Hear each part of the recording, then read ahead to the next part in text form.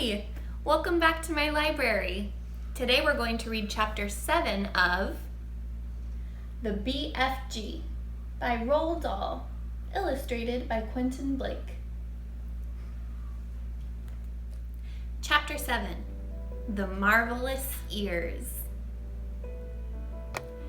Back in the cave, the big friendly giant sat Sophie down once again on the enormous table.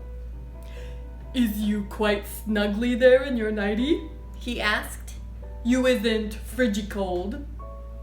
"I'm fine," Sophie said. "I cannot help thinking," said the BFG, "about your poor mother and father. By now they must be jipping and scumping all over the house, shouting, 'Hello! Hello! Where is Sophie gone?'" "I don't have a mother and father," Sophie said. "They both died when I was a baby." "Oh, you poor little scrumplet!" cried the BFG. "Is you not missing them very badly?" "Not really," Sophie said, "because I never knew them." "You is making me sad," the BFG said, rubbing his eyes. "Don't be sad," Sophie said. "No one is going to be worrying too much about me. That place you took me from was the village orphanage. We're all orphans in there." "You is an orphan?" "Yes, "How many is there in there?" 10 of us," Sophie said. "All little girls." "Was you happy there?" the BFG asked. "I hated it," Sophie said. "The woman who ran it was called Mrs. Clonkers, and if she caught you breaking any of the rules, like getting out of bed at night or not folding up your clothes, you got punished." "How is you getting punished?" "She locked us in the dark cellar for a day and a night without anything to eat or drink." "The rotten old Rotrespur!" cried the BFG. "It was horrid," Sophie said. "We used to dread it. There were rats down there. We could hear them creeping about." "The filthy old fizzwiggler!" shouted the BFG. "That is the horridest thing I is hearing for years. You is making me sadder than ever."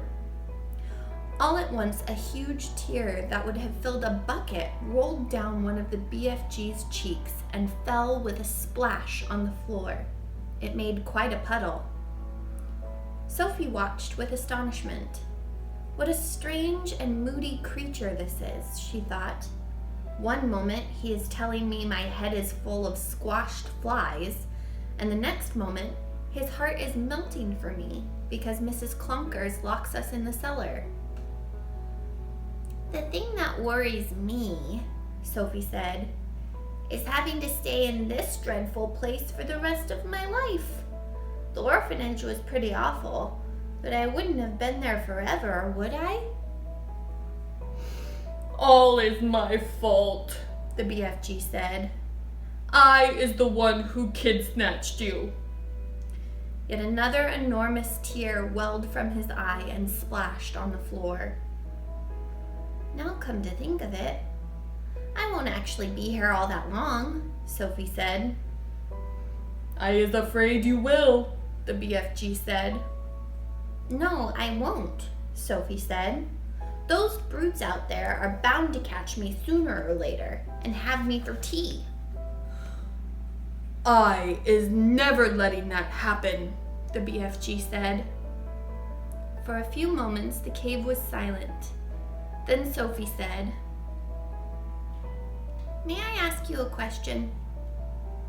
The BFG wiped the tears from his eyes with the back of his hand and gave Sophie a long, thoughtful stare.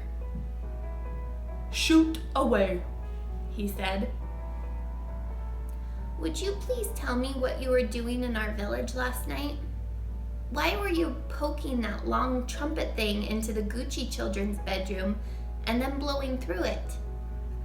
"Aha!" cried the BFG. sitting up suddenly in his chair. Now he is getting nosier than a Parker. And the suitcase you were carrying, Sophie said. What on earth was that all about? The BFG stared suspiciously at the small girl sitting cross-legged on the table. You is asking me to tell you whoopsie big secrets, he said. Secrets that nobody is ever hearing before. I won't tell a soul, Sophie said. I swear it. How could I anyway? I am stuck here for the rest of my life. You could be telling the other giants. No, I couldn't, Sophie said. You told me they would eat me up the moment they saw me. And so they would, said the BFG. You is a human being, and human beings is like straw bunkles and cream to those giants. If they are going to eat me the moment they see me, then I wouldn't have time to tell them anything, would I? Sophie said. You wouldn't, said the BFG. Then why did you say I might? Because I is brimful of buzzburgers, said the BFG. If you listen to everything I am saying, you will be getting earache. Please tell me what you were doing in our village, Sophie said. I promise you can trust me. Would you teach me how to make an elephant? The BFG asked. What do you mean? Sophie said. I would dearly love to have an elephant to ride on, the BFG said dreamily. I would so much love to have a jumbly big elephant and go riding through green forests, picking peachy fruits off the trees all day long. This is a sizzling hot muck-frumping country we live in. Nothing grows in it except snozcumbers. I would love to go somewhere else and pick peachy fruits in the early morning from the back of an elephant. Sophie was quite moved by this curious statement. Perhaps one day we will get you an elephant, she said, and peachy fruits as well. Now tell me what you were doing in our village. If you is really wanting to know what I am doing in your village, the BFG said, I is blowing a dream into the bedroom of those children. Blowing a dream? Sophie said.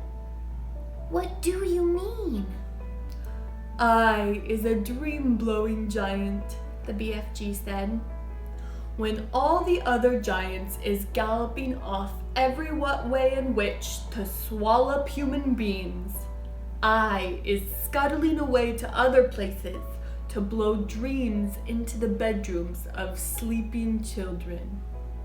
Nice dreams, lovely golden dreams, dreams that is giving the dreamers a happy time. Now hang on a minute, Sophie said. Where do you get these dreams? I collect them, the BFG said, waving an arm toward all the rows and rows of bottles on the shelves. I has billions of them.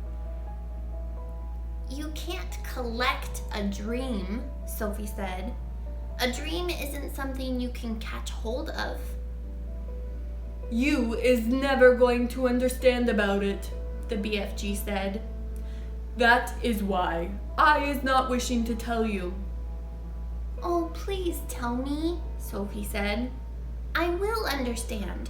Go on. Tell me how you collect dreams. Tell me everything. The BFG settled himself comfortably into his chair and crossed his legs. Dreams, he said, is very mysterious things. They is floating all around in the air like wispy, misty bubbles. And all the time, they is searching for sleeping people. Can you see them? Sophie asked. Never at first.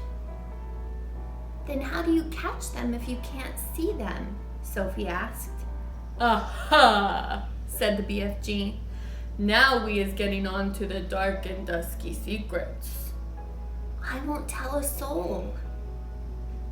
I is trusting you, the BFG said. He closed his eyes and sat quite still for a moment while Sophie waited. A dream, he said, as it goes whiffling through the night air, is making a tiny little buzzing humming noise. But this little buzzy hum is so silvery soft, it is impossible for a human being to be hearing it. Can you hear it? Sophie asked. The BFG pointed up at his enormous truck wheel ears, which he now began to move in and out. He performed this exercise proudly, with a little proud smile on his face. Is you seeing these? He asked. How could I miss them? Sophie said. They maybe is looking a bit preposterous to you, the BFG said. But you must believe me when I say they is very extra usual ears indeed. They is not to be coughed at. I'm quite sure they're not, Sophie said. They is allowing me to hear absolutely every single twiddly little thing. You mean you can hear things I can't hear? Sophie said. You is deaf as a dumpling compared with me, cried the BFG. You is hearing only thumping loud noises with those little earwigs of yours. But I am hearing all the secret whisperings of the world. Such as what? Sophie asked. In your country, he said, I is hearing the footsteps of a ladybird as she goes walking across a leaf. Honestly? Sophie said, beginning to be impressed. What's more, I is hearing those footsteps very loud, the BFG said. When a ladybird is walking across a leaf, I is hearing her feet go clumpity clumpity clump like giant's footsteps. Good gracious me, Sophie said. What else can you hear? I is hearing the little ants chittering to each other as they scuttle around in the soil. You mean you can hear ants talking?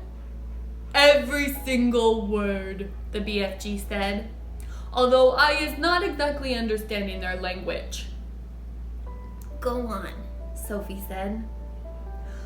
Sometimes on a very clear night, the BFG said, and if I is swiggling my ears in the right direction. And here he swiveled his great ears upward so they were facing the ceiling.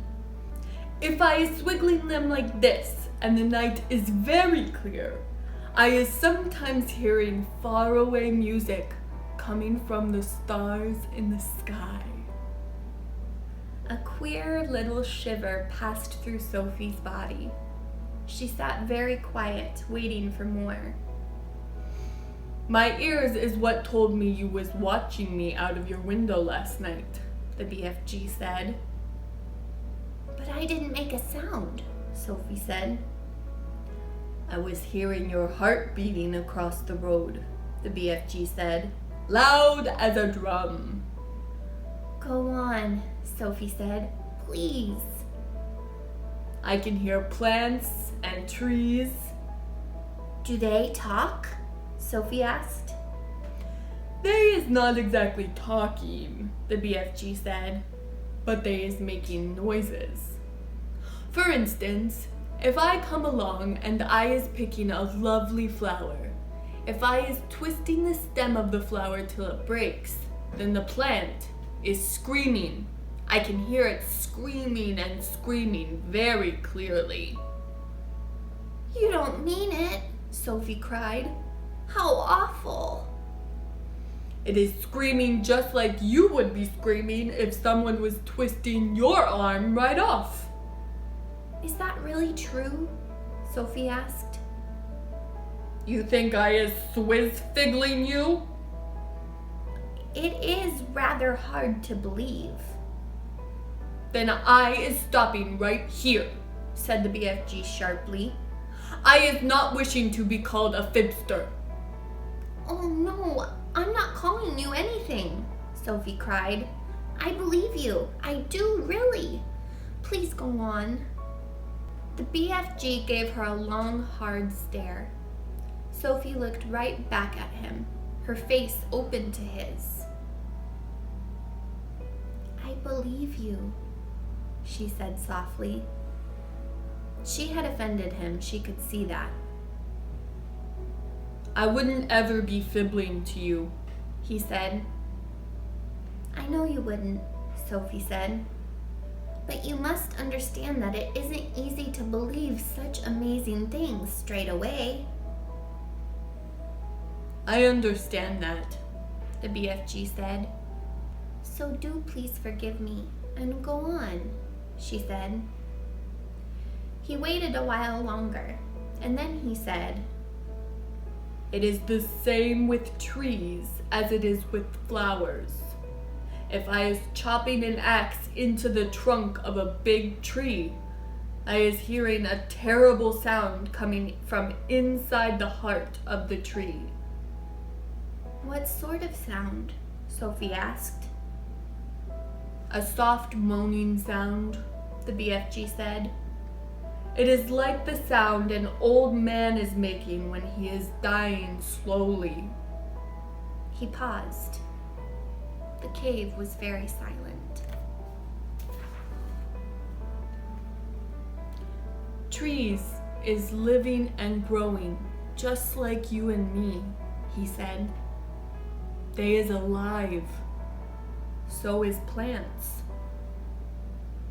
He was sitting very straight in his chair now, his hands clasped tightly together in front of him.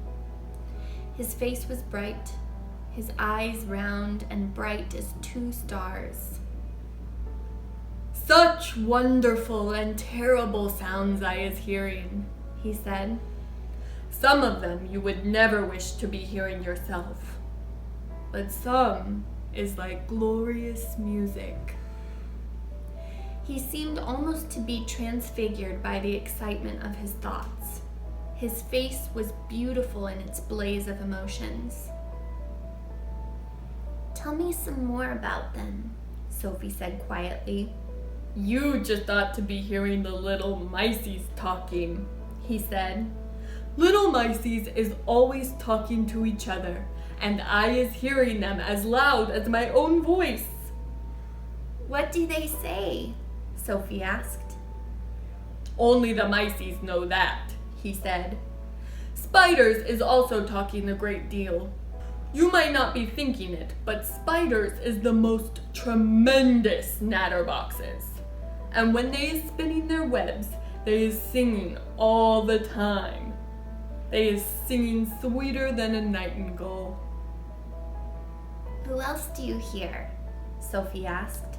One of the biggest chatbags is the caterpillars, the BFG said. What do they say?